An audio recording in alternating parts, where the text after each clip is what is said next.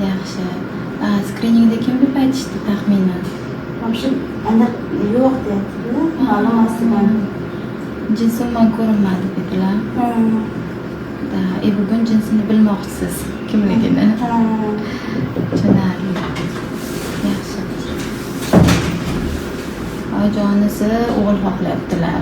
Menimcha-da bitta o'g'illari, ikkita qizlari bor. Har doim sherik xohlaymiz o'zi.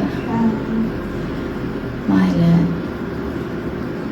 Kim bo'lsa ham asosiysi sog'lom bo'lsin, to'g'rimi? Asosiy shu. Sog' salomat bo'lsin, umri bilan, rizqi bilan bergan bo'lsin.